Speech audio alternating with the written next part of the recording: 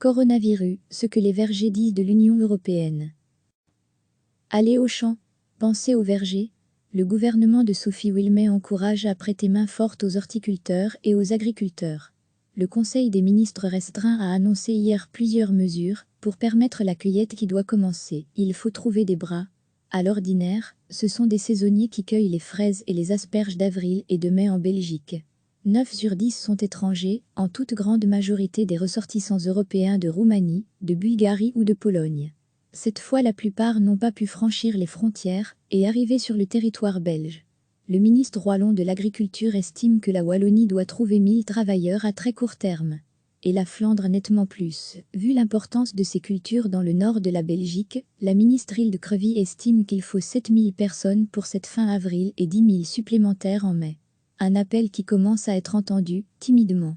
Degré à lire aussi, fromage, bière, poisson. La PAC W se réjouit d'une hausse des achats locaux en plein coronavirus. Le gouvernement Wilmès a, dès lors, cherché qui et comment convaincre.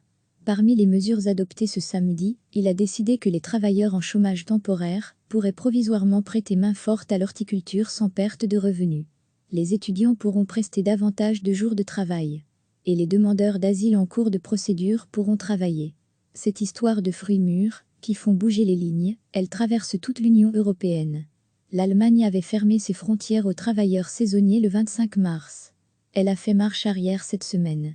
Ils pourront être 40 000 à rejoindre les champs et les vergers allemands en avril et en mai. Un chiffre largement insuffisant, a déjà commenté le secteur. La France a estimé à 200 000 le nombre de saisonniers dont elle aurait besoin pour les cueillettes et le travail des champs pour les 3 mois à venir. En Espagne, des agriculteurs ont annoncé que des fraises devraient rester sur les plants. En Italie, la Fédération d'exploitants agricoles Coldiretti estime qu'un quart des aliments Made in Italy passent du plan à l'assiette grâce à des mains étrangères. Dans les rangs de ces travailleurs saisonniers, les Roumains sont les plus représentés. Ils sont plus de 100 000 à travailler chaque année dans les exploitations italiennes. Degré à lire aussi, à la ferme, pas de confinement pour les agricultrices en Roumanie. La pandémie aurait déjà provoqué la perte d'1 million d'emplois, notamment par ses fermetures de frontières, selon des chiffres relayés par l'AF. On le redécouvre, c'est tout un secteur qui dépend de la libre circulation des travailleurs dans l'espace européen. Plusieurs centaines de milliers de foyers, en Roumanie, en Bulgarie ou en Pologne, qui vivent au printemps et en été grâce à cette transhumance. Et une grande part de la production horticole et agricole de l'ouest de l'Union qui est aujourd'hui compromise par la résurgence de frontières dans l'espace européen. Pourquoi aussi peu de travailleurs locaux et autant de saisonniers étrangers dans les cultures à l'ouest de l'Union? Un début de réponse se trouve dans la précarité des saisonniers, précarité de statut et précarité de revenus, un peu plus de 9 € brut de l'heure. Ce revenu est identique pour un saisonnier belge ou étranger, en vertu du principe « à travail égal, salaire égal ». Mais en revanche, les charges sociales seront moins chères pour faire travailler un saisonnier venu de Roumanie qu'un saisonnier de Belgique. Qu'est-ce qui joue le plus, dans l'absence de travailleurs locaux sous arbres fruitiers, le manque d'attractivité de ces emplois ou l'intérêt financier des exploitants agricoles d'engager plutôt des saisonniers étrangers? L'évidence est là, en tout cas, les cultures des États de l'Ouest de l'Union européenne ont besoin des travailleurs de l'Est et inversement. Chaque État confronté à ce manque de main-d'œuvre cherche des solutions locales en mettant la main au portefeuille. Permettre à des travailleurs, dont l'entreprise est à l'arrêt, des travailleurs de l'ORCA, des chômeurs, des demandeurs d'asile, de faire ces cueillettes, sous des conditions de sécurité précises. Mais partout, les exploitants doutent que ces travailleurs inexpérimentés suffiront. L'urgence plaide donc pour un assouplissement des frontières, la volte-face de l'Allemagne en témoigne, mais d'autres États gardent porte close.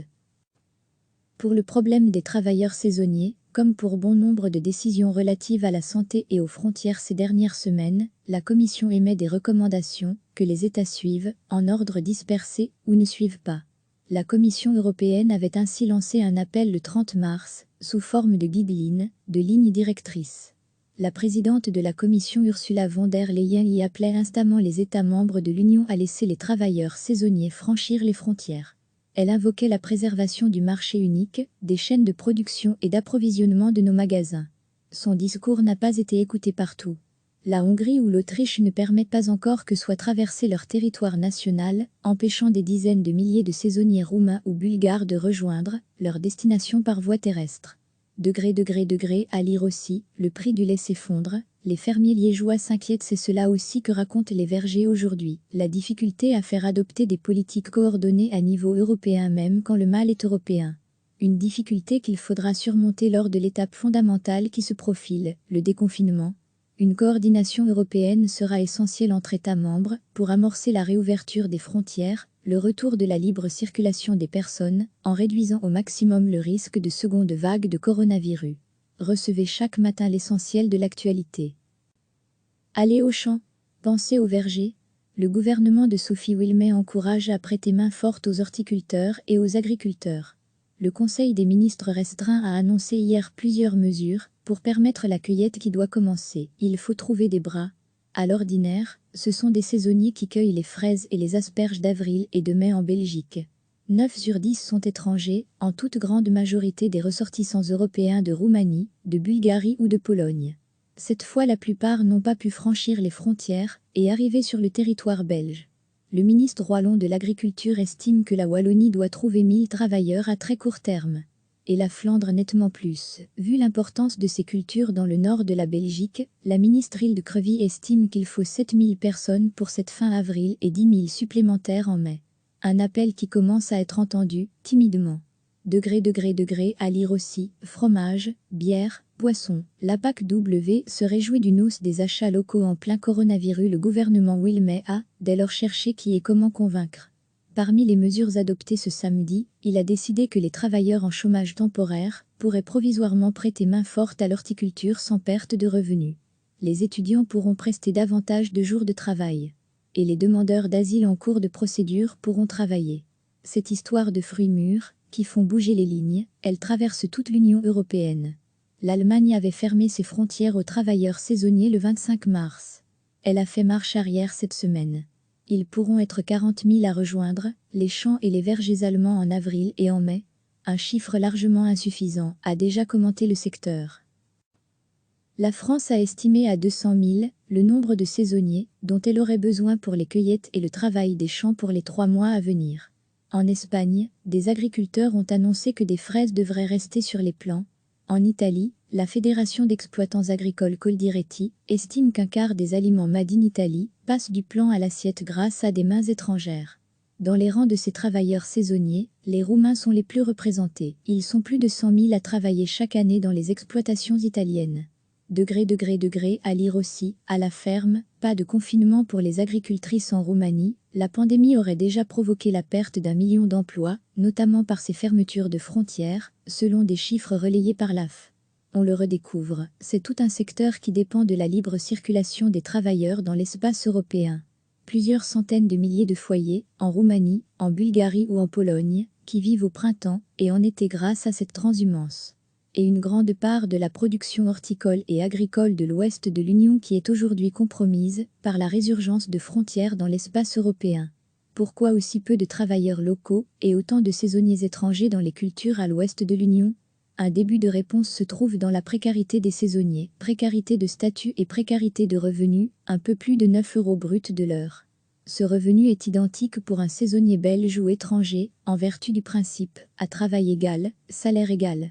Mais en revanche, les charges sociales seront moins chères pour faire travailler un saisonnier venu de Roumanie qu'un saisonnier de Belgique. Qu'est-ce qui joue le plus, dans l'absence de travailleurs locaux sous arbres fruitiers, le manque d'attractivité de ces emplois ou l'intérêt financier des exploitants agricoles d'engager plutôt des saisonniers étrangers? L'évidence est là, en tout cas, les cultures des États de l'Ouest de l'Union européenne ont besoin des travailleurs de l'Est et inversement. Chaque État confronté à ce manque de main-d'œuvre cherche des solutions locales en mettant la main au portefeuille. Permettre à des travailleurs, dont l'entreprise est à l'arrêt, des travailleurs de l'ORCA, des chômeurs, des demandeurs d'asile, de faire ces cueillettes, sous des conditions de sécurité précises. Mais partout, les exploitants doutent que ces travailleurs inexpérimentés suffiront. L'urgence plaide donc pour un assouplissement des frontières, la volte-face de l'Allemagne en témoigne, mais d'autres États gardent porte close. Pour le problème des travailleurs saisonniers, comme pour bon nombre de décisions relatives à la santé et aux frontières ces dernières semaines, la Commission émet des recommandations que les États suivent, en ordre dispersé, ou ne suivent pas. La Commission européenne avait ainsi lancé un appel le 30 mars, sous forme de guidelines, de lignes directrices. La présidente de la Commission Ursula von der Leyen y appelait instamment les États membres de l'Union à laisser les travailleurs saisonniers franchir les frontières. Elle invoquait la préservation du marché unique, des chaînes de production et d'approvisionnement de nos magasins. Son discours n'a pas été écouté partout. La Hongrie ou l'Autriche ne permettent pas encore que soit traversé leur territoire national, empêchant des dizaines de milliers de saisonniers roumains ou bulgares de rejoindre leur destination par voie terrestre. Degré, à lire aussi, le prix du lait s'effondre, les fermiers liégeois s'inquiètent, c'est cela aussi que racontent les vergers aujourd'hui, la difficulté à faire adopter des politiques coordonnées à niveau européen même quand le mal est européen. Une difficulté qu'il faudra surmonter lors de l'étape fondamentale qui se profile, le déconfinement. Une coordination européenne sera essentielle entre États membres pour amorcer la réouverture des frontières, le retour de la libre circulation des personnes, en réduisant au maximum le risque de seconde vague de coronavirus. Cliquez sur s'abonner pour recevoir les dernières nouvelles.